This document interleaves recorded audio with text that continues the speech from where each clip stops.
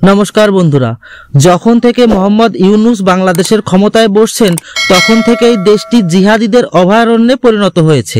বাংলাদেশের জেলে বন্দী থাকা সমস্ত সন্ত্রাসীদের এক ঝটকায় মুক্তি দিয়ে দিয়েছে ইউনূস সরকার। আপনাদের অবশ্যই মনে আছে, সন্ত্রাসী সংগঠন আনসারুল্লাহ বাংলা টিমের প্রধান নেতা জসিমউদ্দিন রহমানই ভারতের চিকেন নেক, কাশ্মীর ও পশ্চিম বাংলাকে নিয়ে ধমকি দিয়েছিল। আপনাদের জানিয়ে রাখি, বাংলাদেশে অবাধে বিচরণ করে বেড়ানো এই সন্ত্রাসী সংগঠনকে আল কায়দার একটি এশিয়া ভিত্তিক শাখা হিসাবেই মানা হয়। যাই হোক, ওই সময়টায় জসিমউদ্দিন রহমানের এই ধমকিকে পাগলের প্রলাপ বলে মনে হলেও এখন যে নিউজ এসছে তাতে আপনাদের গায়ের লোম দাঁড়িয়ে যাবে। মিডিয়া রিপোর্টের মতে ভারতে ঢুকেছিল বাংলাদেশি সন্ত্রাসীরা চিকেন নেক কাটার প্ল্যানিং নিয়ে।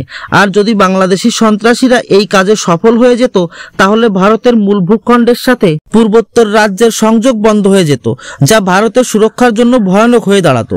তবে সন্ত্রাসীদের এই প্ল্যানিংকে ভেস্তে দিয়েছে ভারতের সিকিউরিটি ফোর্স, আসাম পুলিশের স্পেশাল টাস্ক ফোর্স, পশ্চিম বাংলা এবং কেরল পুলিশের সহযোগিতায় আসাম সহ পশ্চিম বাংলা এবং কেরলে অপারেশন চালিয়ে 8 জন সন্ত্রাসীকে হাতে নাতে আটক করেছে।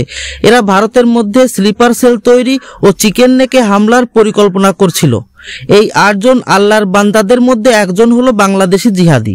যাই হোক, এই 8 জন জিহাদিকে এখন জামাই আদর করা হবে তিহাড় জেলে।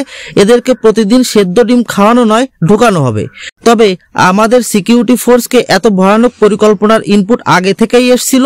যখন থেকে বাংলাদেশিদের রক্তে জিহাদি আফিম মিশেছে তখন থেকেই ভারতের সিকিউরিটি এজেন্সি বাংলাদেশের উপর একটু বেশি নজর রেখে চলেছে। কারণ চোরে চোরে মাস্তুতো ভাই হয় তো, তাই যেহেতু পাকিস্তানও এই ধরনের জিহাদি পাঠানোয় সিদ্ধহস্ত, তাই এই কৌশল বাংলাদেশও অ্যাপ্লাই করবে। আর ভারতের সিকিউরিটি ফোর্স এইসব জিহাদিদের খুঁজে বের করে দ্রুততার সহিত 72 হুরের কাছে পাঠাতে সিদ্ধহস্ত। তবে এখন সময় এসছে বাংলাদেশের মধ্যে অবাধে বিচরণ করা সন্ত্রাসীদের এক এক করে খতম করার, ঠিক যেভাবে পাকিস্তানে বা কানাডায় ভারতের ক্ষতির চিন্তা করা সন্ত্রাসীদের সাথে ঘটে চলেছে।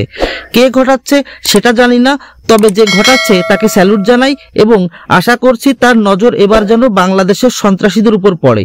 এ বিষয়ে আপনারা কি ভাবছেন কমেন্ট করে জানাবেন। ধন্যবাদ।